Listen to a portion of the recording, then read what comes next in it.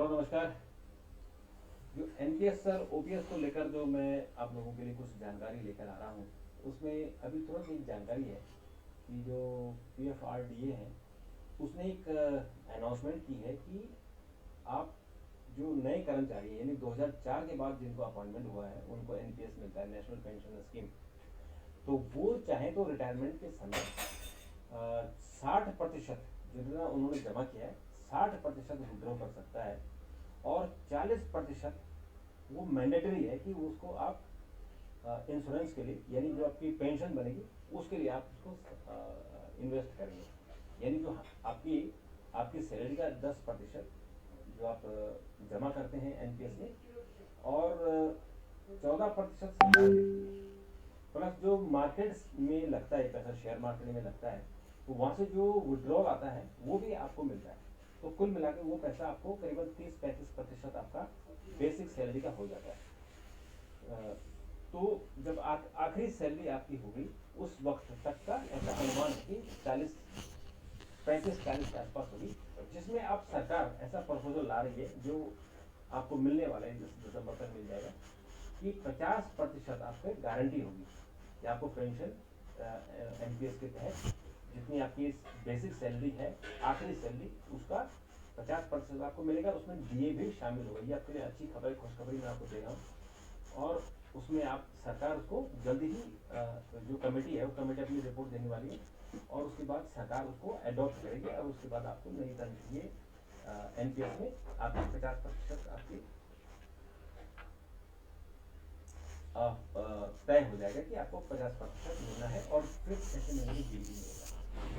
अभी जो पीएफआरडीए ने किया है कि आप जो विड्रॉल कर सकते हैं वो 60% तक कर सकते हैं। पहले था कि 40% तक आप विड्रॉल कर सकते हैं और 60% आपको संभाल के रखना है, लेकिन अब पीएफआरडीए ने कर दिया कि 60% आप विड्रॉ कर सकते हो और 40% इन्वेस्ट करना है पेंशन के लिए, ताकि आपको परमानेंट एक पेंशन मिल सके रिटायरमेंट के बाद।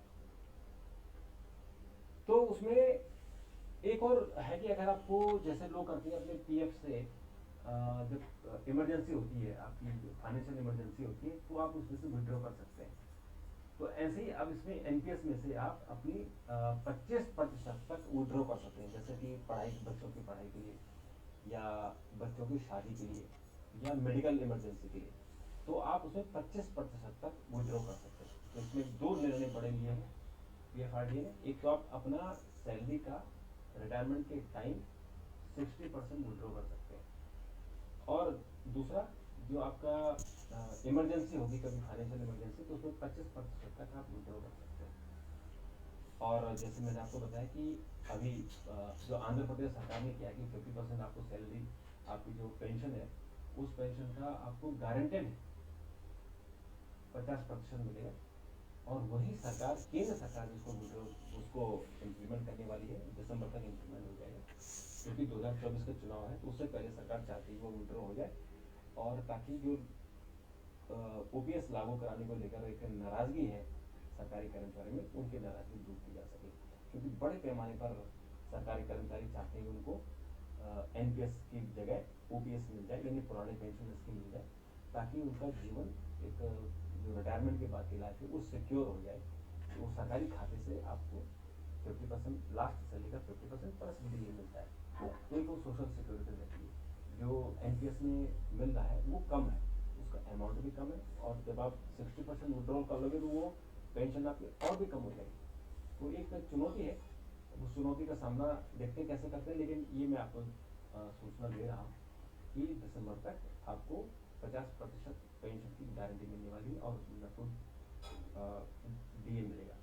आज एक झारखंड हाईकोर्ट ने भी एक डिसीजन दिया है कि झारखंड के एक ड्राइवर ने 2001 में भर्ती के लिए आवेदन भरा था, लेकिन उसकी अपॉइंटमेंट 2008 में हुई थी, तो उसको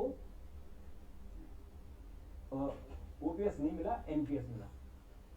तो एनपीएस मिला 2021 में, वो कोर्ट चला गया, और 2021 के बाद उसको जो वहाँ के जो डिस्ट्रिक्ट कोर्ट है वहाँ से फिर लेके वो हाई कोर्ट तक गया, और हाई कोर्ट ने डिसीजन दे दिया कि चूंकि उसका जो एडवर्टीजमेंट वो 2001 का है, इसलिए उसकी जो उसकी सीनियरिटी है 2001 से मानी जाएगी, प्लस उसको जो ओपीएस है, क्योंकि ओपीएस तो 1 अप्रैल बाद लागू हुआ है, आपने इसका एडवर्टीजमेंट 2001 से पहले कर दिया। और इसी तरह से केंद्र सरकार ने भी एक ऑर्डर इशू किया था कि जिन लोगों का एडवर्टीजमेंट 1 अप्रैल 2004 से पहले आया और उनके अपॉइंटमेंट उसके बाद हुई है, उन सबको ओपीएस मिलेगा। तो उसमें काफ़ी लोगों ने फिर ओपीएस को